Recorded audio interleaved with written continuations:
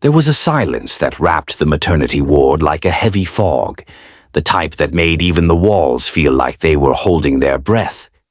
Beads of sweat trickled down Tolu's forehead as she squeezed the midwife's hand. Her husband, Kola, paced outside, clutching his phone tightly, praying under his breath. He was a quiet man, deeply in love with his wife, and today the weight of fear had settled on his shoulders like a lead cloak. Inside, Tolu's heart raced, not just from the pain of childbirth, but from something deeper. A distant voice whispered in her ears, not like the midwife urging her to push, but a faint, echoing tone that sounded like it came from somewhere beyond this world. Tolu Ayedun. Her eyes fluttered open mid-push. Everything around her slowed down. The doctor's voice became a hum. The light above her grew brighter, unbearably bright, like a sun pressing into her soul. And then, nothing. No pain, no sound, no breath. Just peace. Tolu stood up, barefoot, in a corridor lined with doors that reached into infinity. She looked down. Her hospital gown was gone. She wore a simple white dress, weightless like wind. She wasn't in the hospital anymore. "Is this," she whispered, blinking, "heaven?" A man with a clipboard approached her, frowning as he flipped through the pages. Name? Tolu Ayedun. He stopped, squinted, flipped the page. Spell it. She did. The man frowned deeper. "You're not supposed to be here." "What?" "There's been a mix-up." He turned away quickly, muttering something under his breath, and ran off. She called out, chasing after him, but the hallway vanished behind her, and she plummeted through light, until she gasped awake in the hospital bed. Kola was shouting, nurses were scrambling, monitors were beeping erratically. "She's breathing," someone yelled. "She's back." The doctor stood frozen. But she had no pulse. Tolu couldn't speak. Her lips were cracked, her body weak. But she heard everything. And then she saw it, above the doctor's head, a faint silhouette of a shadow. It curled like smoke. Sinister. Dark. She blinked. It vanished. "Where's my baby?" she whispered hoarsely. The nurse placed the baby girl in her arms. "She's fine. You almost didn't make it." But something had changed. Tolu could feel it. The moment her skin touched the baby's, a flash of someone else's face shot through her mind. A crying woman being dragged into a cell. A man laughing with blood on his hands. A child screaming behind a locked door. She jerked back. What was that? For 3 days, Tolu didn't speak much. Her body recovered faster than anyone expected, but her mind drifted in and out of moments, visions that didn't belong to her. Each time someone entered the room, it happened again. A nurse placing IV fluids. Tolu suddenly saw her kneeling in the dark, begging someone on the phone for mercy. A janitor mopping. Tolu blinked and saw him bearing something in the dead of night, sweat dripping down his face, shaking. She wasn't hallucinating. She was seeing truths, the kind no one ever dared to admit, the kind people carried in the deepest corners of their hearts. By the 4th night, a voice returned, not in the room, but in her mind. "You weren't supposed to return, Tolu Ayedun. The balance must be restored. You have 7 days to fix what should not have broken." "What does that mean?" she whispered into the silence. The baby stirred beside her, her tiny hand wrapped around Tolu's finger, as if grounding her to the world.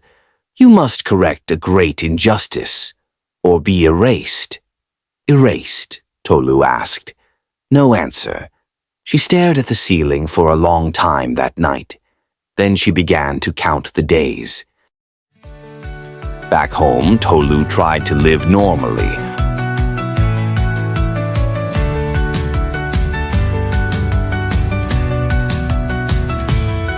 Her mother-in-law moved in to help with the baby, and Kola was more present than ever, making breakfast, changing diapers, reading her poetry in the evenings. but the visions kept coming. At the market, she bumped into a woman and saw a brief flash, the woman poisoning her husband's stew. In church, during worship, she glanced at a man who lifted both hands in prayer, only to see a vision of him slapping his daughter behind a locked door, accusing her of dressing like a harlot. Everywhere she went, people's sins danced before her like flames. She started keeping a journal. Day 4. I saw a man driving a Lexus weeping while holding a photo of his dead child. He said he had taken bribes to fund her surgery, and the surgery failed. It overwhelmed her. But it wasn't just visions. Sometimes, when she focused, she could hear voices, thoughts, echoes of guilt. And then came the dream. She was walking down a street she had never seen before, lined with broken glass and abandoned buildings.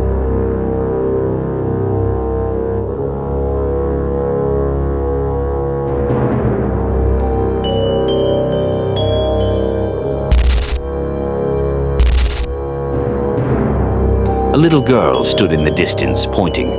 "Help her. She doesn't have much time." Tolu took a step forward. "Who?" The girl didn't speak. She vanished. The next morning, Tolu told Kola she needed to visit her aunt in Mushin. It was a lie. She went to the place from her dream, a narrow street in Ebute Metta with walls cracked like dry clay. She didn't know how she knew the way. She just followed the pull. The moment she turned into the third compound, her chest tightened. The scream came from the wall, a muffled, terrified scream of a girl. Tolu banged on the gate until someone came out, a man in his late 50s with bloodshot eyes and a crooked smile. "Yes, what new they find?" "I heard something. A child. Inside." He laughed. "Madam, nah, only me and my wife they here." Tolu's hands trembled. "I want to see." "You get police warrant." She stepped forward. "If you don't open that gate, I'll scream this whole street down." The man's eyes narrowed. "You're not well. Carry your wahala, go." She turned to leave, but not before slipping her phone into the gate's crack, recording the audio. The next day, she returned, this time with police, and what they found behind the wall made even the sergeant step back.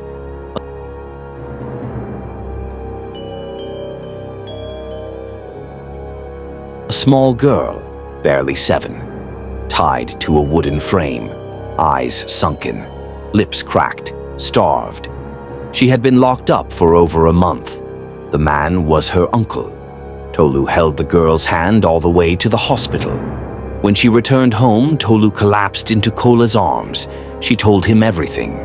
The voices, the deadline, the gift. He wept. "You're not crazy," he said. "You were chosen." Tolu shook her head. "Number I was a mistake." Kola cupped her face. "Then make that mistake a miracle." On the 6th night, Tolu stood outside their home and saw something terrible. Across the street, Senator Folarin Adeyemi stepped out of his bulletproof SUV, waving at neighbors. To others, he was a saint, funding youth empowerment, donating to church, always smiling. But when Tolu blinked, she saw bodies, a pile of them, girls, teenagers. She gasped. A shadow loomed behind him, larger than any she had ever seen. Senator Folarin was deeply connected. He owned orphanages, but not to help, to harvest, to silence, to disappear those who wouldn't be missed. One of them, the girl Tolu had saved, had escaped from one of his chains. This was the injustice. The name heaven meant to call was his. But he lived. Tolu had died in his place. She was never supposed to be gone. He was. The 7th day arrived. Her body ached. Her baby cried more than usual. She had one last chance. Tolu dressed in white. Not for drama, it was all she had clean. She tucked her journal into a file and went to Channels TV's Lagos office. She told them everything, played them the audio, showed the police report, listed the NGO connections, the money trail, the girl's testimony.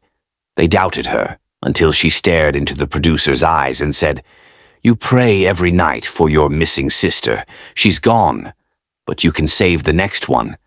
He froze. How did you know that? Tolu smiled faintly. You wouldn't believe me if I told you. By midnight, the story had gone viral. Senator Folarin was arrested. But that night, the voice returned. You have fulfilled the task, but no borrowed time is ever returned. The balance must be kept. Tolu kissed her daughter. She hugged Kola. She lay on the bed and whispered, "Thank you for loving me." And then she closed her eyes. She never opened them again. Years later, a woman named Ife read Tolu's journal during a memorial exhibit for The Woman Who Changed Heaven's Mind. She closed the last page, tears on her cheeks.